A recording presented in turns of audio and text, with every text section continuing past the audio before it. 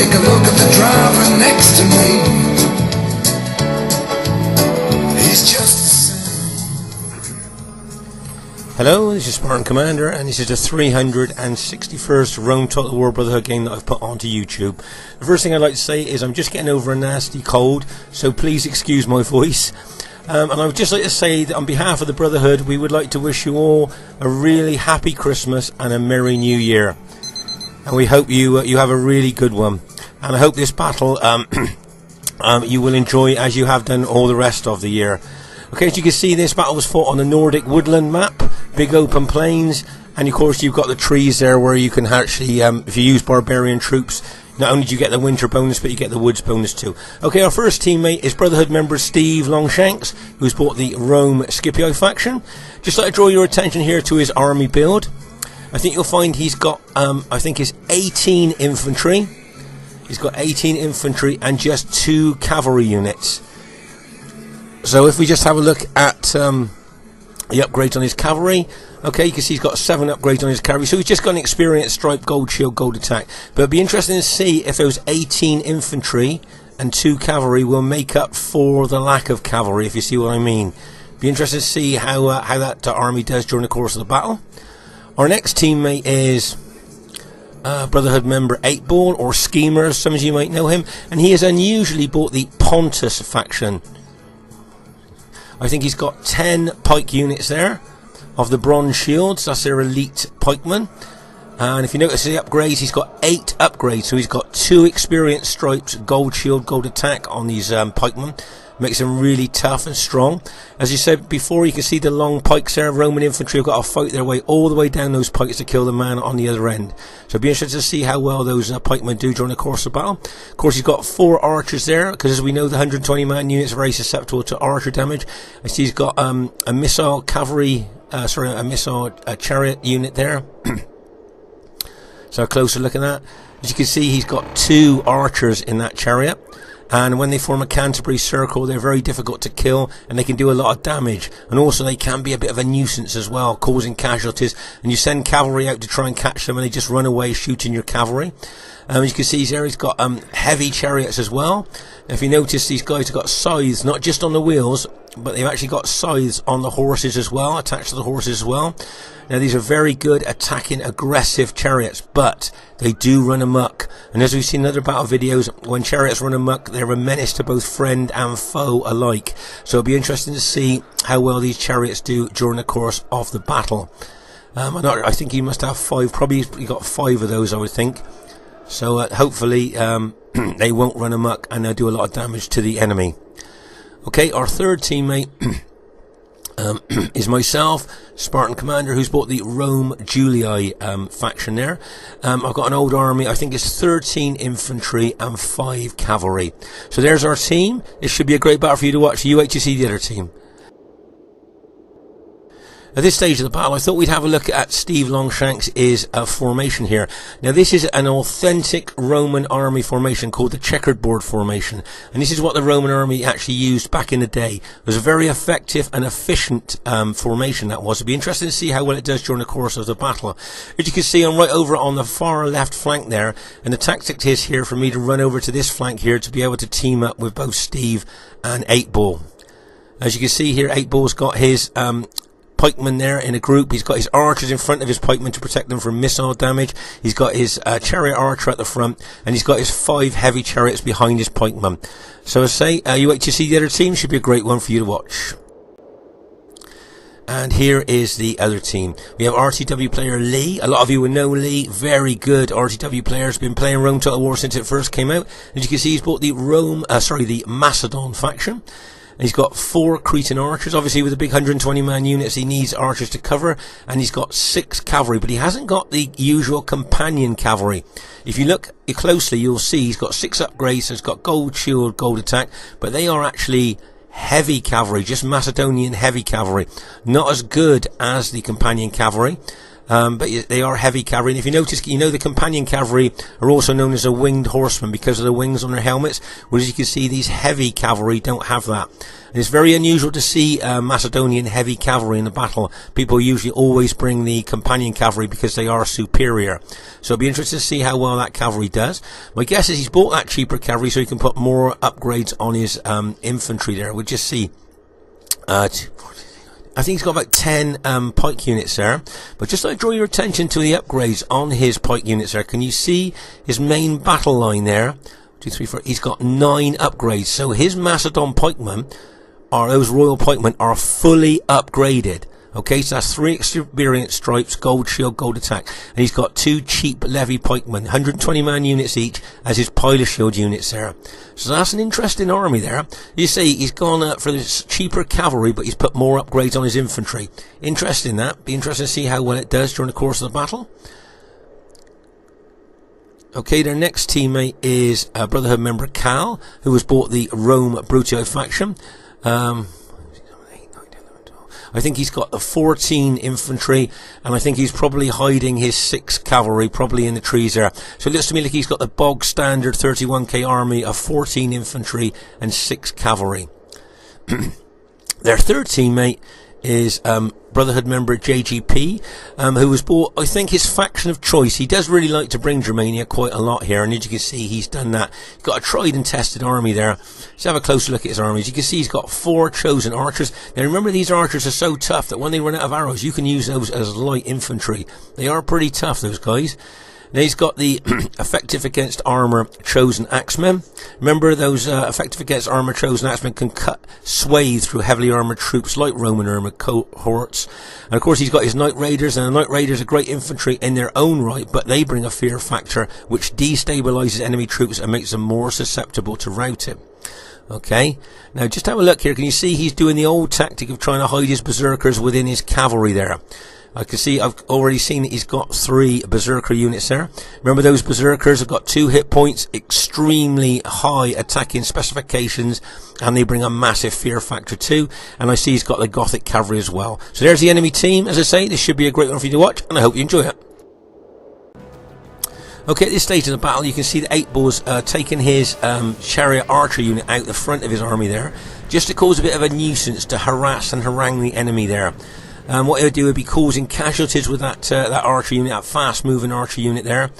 And of course, the enemy haven't got any fast-moving units there that could catch that those chariot archers. As you can see here, I've managed to get my Julii army over from the left flank over here to team up with my teammates. So there we are. The 3 of us now have managed to form up together here, ready to face the threat of the enemy. As you can see here, my guess is that JGP's Germania army he'll hold at the back to avoid any archer damage. Just pause again for a second. So as you can see here, you can see 8 Ball's got his chariots there. If you notice here, he's got a heavy chariot unit. Looks like he's trying to keep it in the woods there, but it's not hiding. If you notice, it's not a hidden unit. He probably thought it might be hiding, but it's not. And he was probably going to think about pulling that out just at the right time to attack maybe enemy archers or something. So that was a nice little tactical move there, but it's not quite hiding in the woods. So it'll be interesting to see what happens there. Okay, at this stage of the battle, let the archer war begin. As you can see here, JGP's brought his chosen archers forward here to target the Pontus archers. I was thinking 8 Ball was going to bring that chariot unit over here to take out those Germania archers, or at least kill some of them. But he's not. He's pulling that chariot unit back. Maybe he saw that the Germania cavalry were coming a bit close to those archers there. But as I say, remember, those chosen archers have got good long range. Those Pontus archers have only got short range. So if the Germania general kept those archers further back, he could keep them out of range of those Pontus short range archers and still do a lot of damage to those Pontus archers there. As I say, so it's a kind of let the archer battle begin here. In the old days of RTW, in the very early stage, we always used to have an archer battle first before we got into the infantry and cavalry battle. I don't know why we did that, but we always did. So this battle is kind of a bit of a throwback from the very early days of RTW, with having an archer battle first. It is quite important though, because the Pontus player on our side units are very susceptible to archer damage. So if we lose the archer battle, then he'll lose a lot of men from his pike units. But if we win it, then of course Germania and Macedon units are both susceptible to archer fire. So it is a very important part of the battle, of this particular battle, the archer battle, if you see what I mean. So say 8 ball there. It wouldn't surprise me if he started to move those pike units back there out of archer range. He's still using that archer chariot there. Chariot archer over there on that flank. Don't forget you've got Macedon, long range Macedon archers, Cretan archers, as well as a long range chosen archers here on the enemy team against us. And they'd love to target our Pontus ally. Okay, at this still early stage of the battle here, you can see that JGP is targeting one of the Pontus archers there with a couple of his cavalry units. But I can see that Steve has spotted that, was going to send his Scipii cavalry forward, and so the Germania generals pulled his cavalry back. Let's say 8 ball here will be very conscious of the archer superiority of the enemy team, and obviously he won't want his pike units damaged by that superiority. I see the enemy have got their cavalry massed at the rear of their army. As I say, those chosen archers, remember they are long range archers and can do a lot of damage. So my guess is their plan would be to probably take out any more of the archers that we've got left before they start targeting our Pontus ally. As I said before, another battle phase, remember those 120 man pike units are extremely susceptible to any kind of missile damage. So that's why Cal here, look, can you see he's running his Brutii army towards Pontus, because he would love to just stand in front of that Pontus army and throw his pilers into them. He'd probably destroy the front line of those Pontus, that Pontus formation there if he did that. So it wouldn't surprise me if 8 ball maybe made a strategic withdrawal there if that Brutii army got any closer to him. If you notice here, 8 ball hasn't got a pilot shield unit in front of his main battle line. So that front main battle line of his will suffer extremely high casualties if he stands there and lets that Brutii infantry throw pilers into him. As I say, it might be a good idea for him to strategically withdraw at this time. Just have to wait and see what he's going to do. As I say, Cal's there, he's probably rubbing his hands together, getting ready to throw those pilers in. Right, let's pause the game. Right, so you can see here that 8 ball has seen that Brutii infantry come over to him, know what's going to happen, and he's going to pull his pikemen away from all those pilot hits. You see Steve here's moved, remember he's got 18 infantry units towards Macedon. Remember those Macedon units will suffer a lot with pilot damage. Right, can you see that Germania archers there, those chosen archers, have been targeting these chariots with fire arrows, and they have now gone amok.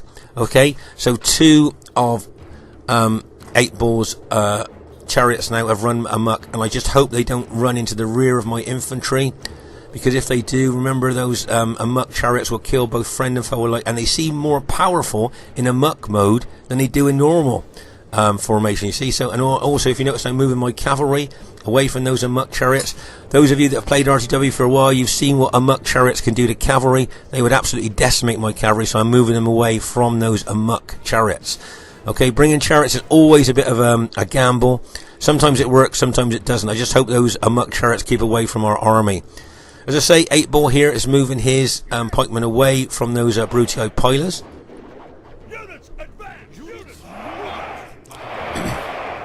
So that's a good move by him, good strategic move from him. But if you notice, Cal's not giving up. He wants to get close to those Pontus pikemen there so he can throw loads of pilers in and do a lot of damage. Right, I'm glad to say those amok chariots at the rear of our army are keeping their distance away from us, thank goodness. You see now Cal's moving back a little bit over towards his Macedon ally. Right, if you notice here, Pontus, 8 ball's now moving his army over towards Steve there, maybe with a view to double team the Macedon army there. But as I say, Cal's moving his Brutii troops back, probably with a view to support Macedon there. But you can see the Germania army is at the kind of on our left flank, and it looks to me like they'd like to hit us on that left flank there. But as I say, with our Pontus ally over there with their pikes, remember barbarian troops would die quickly on pikes. So maybe with our Pontus ally going over towards the left there, that might put the Germania troops off from attacking on the left. Okay, you can see I'm moving my red Julii troops towards Cal's Brutii infantry here. I think it would be a good tactic here for my infantry to take on his infantry, as we're quite evenly matched. So that would be quite good if Cal wants to attack. As you can see, the Germania army coming in behind Cal. Now, what I'm a bit worried about, of course, is those berserker units. Now, remember, if the Brutii infantry attack me head on, and those berserker units, chosen axemen and night raiders, come through their engaged ally into my troops, it could cause a mass rout. So if you notice here, I'm moving my infantry back a little bit, kind of a little bit of a tactical withdrawal there, because I can see the Germania general thinking about what he's going to do with his Brutii ally here in a combination attack on me. So I'm just pulling back a little bit there, just to see if they're going to come for us. Let's pause the game for a second. Right, if you can see here, I've got my cavalry and we've got our chariots out on that right flank. So if the Brutii infantry and Germania infantry does attack me, we're going to smash into their flank with our cavalry and chariots. That's one of the reasons why I've pulled back here, to try and pull them forward a little bit to attack me. And hopefully then, if we smash them in the side, we might be able to rout a lot of them there with cavalry and chariots. But it'd be interesting to see what the enemy does here, whether it is going to attack my Julii army or not. Be interesting to see. Let's say Steve there is attacking the Macedon pikemen there. But I just wanted to show you here, like we've talked about before, can you see how long those Macedon pikes are? And Steve's infantry's got to fight all the way down those pikes to kill the man on the other end. That's why Roman generals don't usually like to take pike armies on head on. They like to kind of get around the flank if they can. Right, if you notice here, I've moved my Julii army over a little bit towards my allies, a bit more there. But don't forget, we've got our chariots and cavalry. Steve's taking his cavalry out to that flank as well. So as I say, if the Brutii infantry and those Germania infantry do attack me, we will be smashing into the flank with our chariots and cavalry. So as I say, it was a bit of a tactical move there to try and draw them forward. If you notice, Steve's moving his Scipii troops over to this flank as well. Remember, Steve's got 18 infantry and 2 cavalry. Right, can you see our Pontus ally is charging his chariots forward? Now he might be looking to smash into the flank of those Brutii infantry, and here comes those chariots, and bang! Right, now just to show you, can you see that the enemy Brutii infantry are frightened by chariots? Okay, they're frightened by, so that means their morale drops considerably. Okay, so the chariots not only have got great attacking specifications, but of course they do lower the morale of enemy troops, making them more susceptible to rout. Okay, if you notice here, the Germania general has activated his berserkers, and his berserkers are now berserked. Okay, they are activated and they will attack the nearest enemy unit. Okay, so as I say here, our Pontus allies decided to charge his chariots into the flank of the Brutii army here at this stage. So I'm moving my Julii troops forward to try and support that hit. But if you notice, there is a berserker unit in amongst that Brutii infantry, and there's another berserker unit heading towards us as well. Steve's charging his cavalry in as well. Now whoever wins on this right flank could go on to win the whole battle. If we can rout the enemy Brutii infantry and cavalry here and those berserker units, then there's a good chance that we can go on to win this battle. So this right flank could prove pivotal. See my Julii cavalry going in, and bang, as that cavalry smashes in to that Brutii infantry and cavalry. Now if you notice there, I've routed a lot of those Brutii units. Let's just pause the game for a second, take stock of exactly what's happened here. So let's say this right flank could prove pivotal, but there are berserker units attacking my army at the moment, lowering the morale of my troops and using those effective against armor maces. I see there's some Macedon cavalry at the back of the enemy team. As you can see here, Steve's moved his infantry over a little bit there, but the danger behind us is that Germania cavalry. Nice move there by JGP. He's got those really well upgraded cavalry in behind us here, probably looking to smash into the rear of my engaged Julii troops. So that's a nice tactical move there by JGP with his cavalry. Let's say at the moment I'm pushing my cavalry through that Brutii infantry, trying to cause as many casualties as I can. Okay, I can see the Macedon cavalry approaching as well, looking to charge in. That's that Macedon heavy cavalry. There's that Germania cavalry coming in behind me, as we thought it would do. Remember, great specifications, great upgrades there, smashing into the rear of my infantry, and bang, as that cavalry smashes into the rear of my infantry. Plus there's 2 berserker units attacking my infantry as well. Okay, I've turned my Julii cavalry in to try and counter that Germania cavalry there. But as I say, this right flank could prove pivotal, and maybe the enemy realises that as well by the amount of attacking they're doing over here on this right flank. I can see that berserker, those berserker units banners are still flashing, or I can see one of them, is it? Two of them. Yeah, I can see two of those berserker banners are flashing still over here on the right flank. Another Germania cavalry unit charges in as well. Now remember, we are Pontus, Red Julii and Blue Scipii. Okay, that's our team. The enemy are Germania, Macedon and Green Brutii. Okay, so straight away another Germania cavalry unit going in, and bang, that cavalry unit smashes in to the rear of Steve's units there. So as I say, remember, we are Pontus, Blue Scipii, Red Julii, and the enemy are Germania, Macedon and Green Brutii there, okay? Right, can you see that Macedon cavalry looking to charge in? Now Steve's infantry is in a bit of a blob there. If any of those start routing, the whole of that army could start routing, and that Macedon cavalry hits them. Bang, as that cavalry smashes in. Right, straight away you'll see a lot of Steve's infantry starting to rout there. Now that could turn into a chain rout if we're not careful. You notice I'm countering with what's left of my cavalry into that Macedon cavalry. I've routed a few of the units, but if you notice, the enemy Brutii infantry are charging in as well. Enemy Brutii cavalry charging again, and bang, as that cavalry smashes in. Remember, our Pontus ally hasn't got a lot of morale. Pontus very low morale, and if its allies start racing around, they could rout. Okay, so at this stage of the battle, as you can see, loads of Steve's infantry and our Pontus allies infantry there have now been routed. Okay, if you notice, I've got my Red Julii cavalry charging in there. I've moved red infantry units over there as well to try and support. But as it stands at the moment, you can see Steve and 8 Bulls units there are routing. That's almost like a chain rout there. The enemy general is slain, and now his men fear us. It is time to press. So things are not looking very good there. The enemy are really pushing home their attack there on Steve and 8 Bulls army. Also, my Red Julii troops are being attacked by Brutii infantry as well. I can see Macedon units that were routed are now rallying and coming back into the fray. And all the time, don't forget, they have got archer superiority. So all the time we're being bombarded by arrows. Right, that Brutii cavalry is charging again, and bang, as that charges into Steve's infantry there. So as you can see here, there over on that flank, you can see, remember, the Green Brutii, the Macedon and Germania are the enemy. Okay, let's just pause the game for a second. So remember, Steve's Blue Scipii and Pontus is our side there, and they're being pressured by that infantry and enemy archers, cavalry there. So as I say, you can see most of Steve's units have been routed, and most of our Pontus allies have been routed. If you notice here, I'm sending over some of my army there to try and support over on that left flank, but my units are being attacked as well. Okay, so things not looking very good for our team at the moment. And as I say, they've got archer superiority.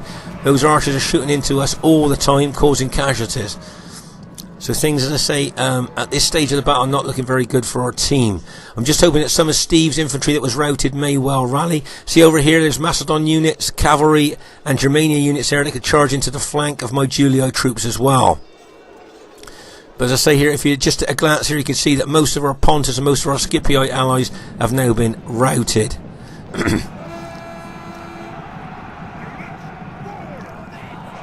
Another one of our Pontus allies units just been gone there. So Lee and Cal and JGP have done extremely well here in routing. Great teamwork there to rout a lot of our team there. So really well done to that. It was nice tactical hits there. Nice combination hits by them. As I say, some of Steve's units have rallied, and I hope they're going to come back to the fray.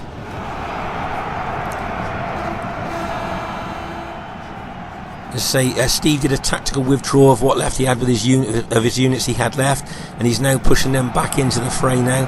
But there's Brutii cavalry coming in behind him as well now, attacking him. Luckily his general's still alive, so he's still giving morale bonus to his troops and nearby allies troops as well.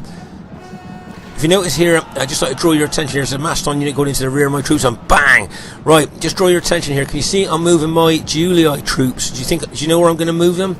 Right, can you see my cavalry? I've moved them tactically, what's left of them anyway, in behind the enemy team there, with a view to smash into the rear of them at the right time. But my cavalry is so battle depleted, I doubt very much whether they'll do much. But I'm also going to try and get my infantry units in behind those enemy troops as well. If you notice that one Macedon pike unit there is trying to stop me, but I'm moving my infantry in behind the enemy team. Remember, we've talked about this in other battle videos. There's my cavalry going in and infantry going in as well, and bang, as we smash into the rear of those enemy troops there. Hoping to get a chain rout going there if we can, because those enemy troops have been fighting for a long time, so they're going to be tired, their morale's going to be low. If we can start getting a few of them to rout, it could be a chain rout. Okay? So as I say, you notice I got some troops in behind them. Remember, you don't have to keep bashing away at a barricaded front door. As I said before, if you go around the rear, you might find that back door open, if you know what I mean there. Okay, so we're really pressuring on the enemy there. You see the Macedon general is still alive, but he's just been killed there. The enemy general is killed. So we've managed to rout most of the hearts. Brutii and Macedon army there, and the Germania army as well.